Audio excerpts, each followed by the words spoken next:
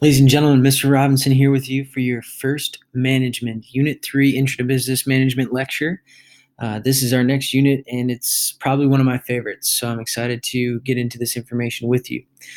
For the first benchmark, we're going to be covering a couple of learning targets here, 3.1 and 3.2. But first, I just want to get us set up with where we are in business and how management fits in with the couple of units that we've discussed already, and then how that will impact us moving forward as well. So we've conducted the economics research. We've determined the economic indicators that help us set up our business in our first unit. In the second unit, we learned how to start our own business through the use of different types of organizations, sole proprietorship, partnership, corporations, all those different types of businesses. And now it's our turn to manage that business that we started. We might think that might be an easy task, but there's a bunch of different things that we are going to cover in this management unit. And understanding those things is very important to your success as a business owner. So think of it this way. It's day one at your new business. Employees are starting to arrive for training, and you, the owner, have no idea who these people are. So you're going to conduct some things, and some things to think about is what will you have to do in order to manage this group of people. In order for your business to run smoothly and effectively, you're going to have to be able to manage the people that you hire.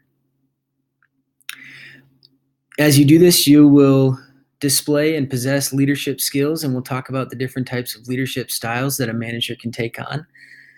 And then we have this big idea called human resource management, the management of our human resources, or the management of the people that work for us. And we do that by interviewing those people. So all these topics are things that we're going to be covering throughout this unit. The major benchmarks are to understand the management functions and how that works in the business environment. So we'll talk about the 4 management functions. We're going to look at the types of leadership, watch a movie as well, based on a basketball coach who displays many types of leaderships as he is coaching.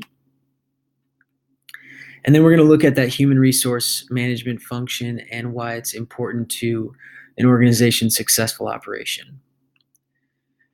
The individual learning targets range from 3.1 to 3.7, and we'll discuss those at the beginning of each lecture. I've linked in here the terms for the unit as well. I just want to briefly cover them with you. I know you've taken the unit vocab quiz already, but I think these are important terms to understand.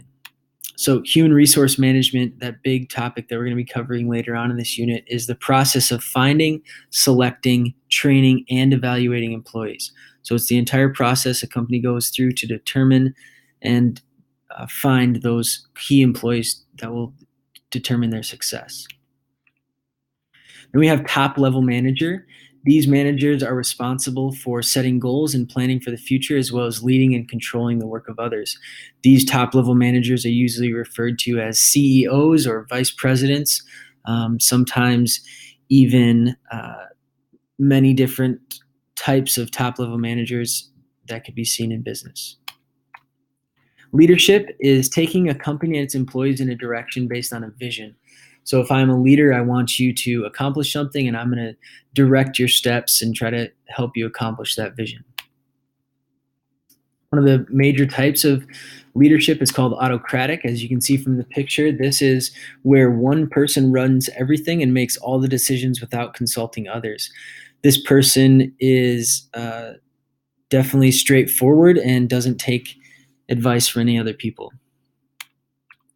And we have democratic leadership. This is a person or a leadership style that works with employees in order to make decisions. So they're going to try to get input from the entire group before making a decision.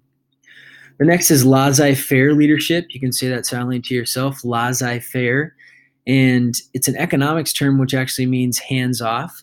And so in this case, the leader gives the least possible guidance to employees in hopes that they will figure things out on their own. Now, it's not necessarily a negative type of leadership in that it's basically giving direction to employees to have them figure the things out on their own. And that could mean that the manager just trusts these people completely with what they're doing. Next term is called resume. And this is a summary of an individual's skills, education, and work experience. So you can see that a resume would be something that you would give in the interview process or something that you'd review if you're the HR human resource manager. Job description is something that a company would write, and it's an outline of the duties, qualifications, and conditions that are required to do a specific job. So these are everything that a company would be looking for in an employee. Compensation is the pay and benefits that a person would receive if they were to apply and get hired for a job. Pay and benefits includes obviously money, but it also could include some sales bonuses or trips or maybe different types of health insurance packages. It's a very wide range of ideas that are included in compensation. Termination, this is when you pack up the box and you are fired from your job. This is usually the final step in the discipline process where an employee's employment with the employer is permanently severed. So basically, you're cut off. This is Donald Trump telling you you're fired, and we call that termination of an employee. So those are the 10 terms for this unit.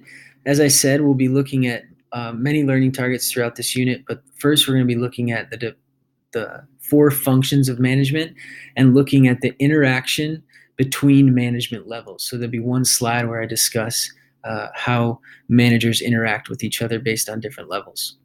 So what is management? Overall, big idea here. Management is the organization and coordination of activities in order to achieve objectives as a company. Managers obviously do many things, but included in those things are goal setting, supervising employees. They make sure that the right people are in charge and they understand business operations. So managers obviously have a large role in the success of a business. The 4 functions of management, or the 4 main tasks that a manager would complete, are called planning, organizing, controlling, and leading. And we're going to look more specifically at those 4 tasks in our next lecture. I hope this gives you an overview of the unit and you can understand what management is and why it's so important to the success of the business that you just started.